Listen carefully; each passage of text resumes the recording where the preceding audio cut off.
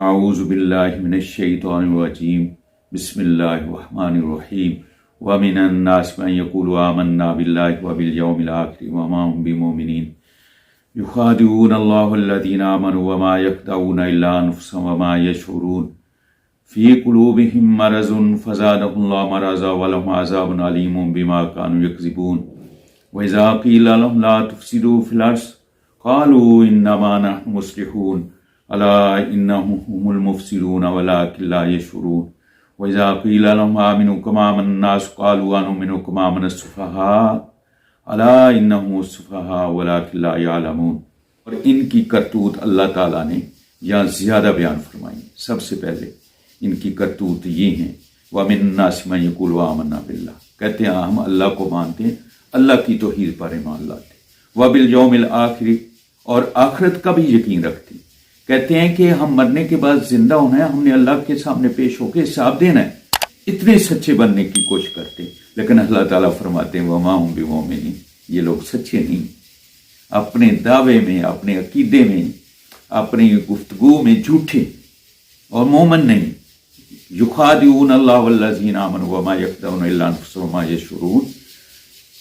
ان کی یہ حرکات دھوکے والی، اور وہ سمجھتے ہیں کہ ہم اللہ کو دھوکہ دے دیں گے، ایسی اپنی چلاکیوں سے یا عقل مندی سے یا ہوشیاری سے یا سیاست سے یا منافقت سے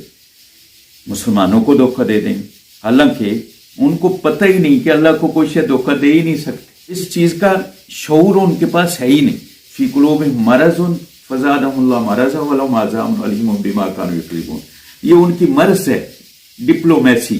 منافقت کی، لا الہ الا ولا الہ الا، نہ ادھر کے رہے نہ ادھر کے رہے، خدا خدا کرتے رہے، نہ ہی خدائی ملا نہ ہی وصال صنم، نہ ہی تو ان کو دنیا پوری مل سکی، یہ دنیا کی رنگینیاں حاصل کرنا چاہتے تھے، یہ عہدے حاصل کرنا چاہتے تھے، یہ مال و دولت حاصل کرنا چاہتے تھے، یہ اپنی شہرت حاصل کرنا چاہتے تھے، یہ اپنا سٹیٹس حاصل کرنا چاہتے تھے، یہ اپنا بڑا پن فاخرانہ طریقے سے زندگی حاصل کرنا چاہتے تھے، نہ وہ ملی نہ خدا ملا، کیونکہ وہ اپنے مشن میں دھوکہ دینے کی کوشش کر رہے تھے۔ اس لیے یہ دھوکے والی سوچ، یہ ڈپلومیسی والی سوچ، یہ مرض تھی۔ تو اللہ تعالیٰ مسلمانوں کو طاقت اور قوت دن بہ دن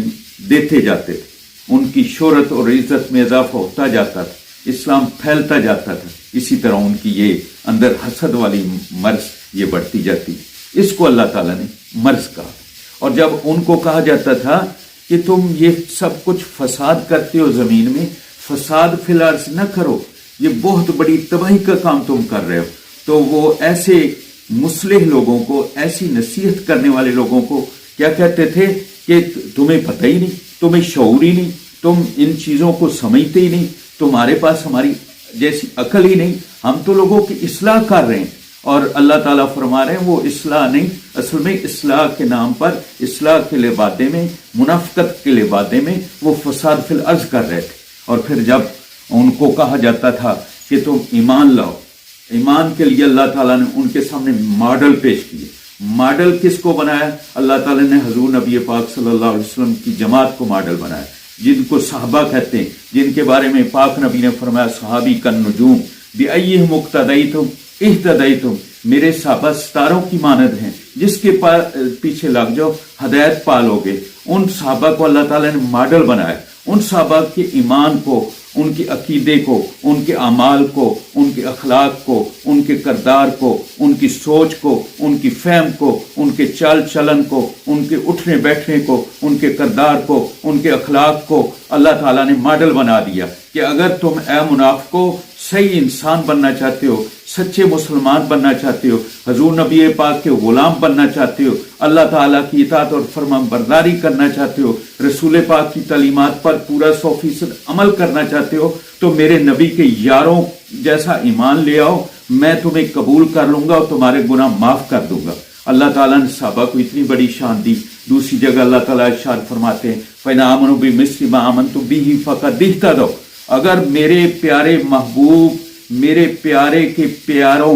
جانساروں، صحابہ کرام جیسے ایمان لاؤ گے تو قبول کر لیا جائے گا۔ اگر ان سے ہٹ کر کوئی راستہ اپناؤ گے وَإِن تَوَلَّوْا فَإِنَّمَا هُمْ فِي شِقَاقٍ، تمہاری ساری باتیں، تمہاری ساری سوچیں جو صحابہ کے خلاف ہوں گی، تمہارے سارے عقیدے جو اپنے بنائے ہوں گے صحابہ والے نہیں ہوں گے، تمہارے سارے اعمال جو اپنے بنائے ہوں گے صحابہ والے نہیں ہوں گے، وہ تمہارے منہ پر مار دیے جائیں گے، کیونکہ اللہ تعالیٰ نے صحابہ کو ماڈل بنا دی۔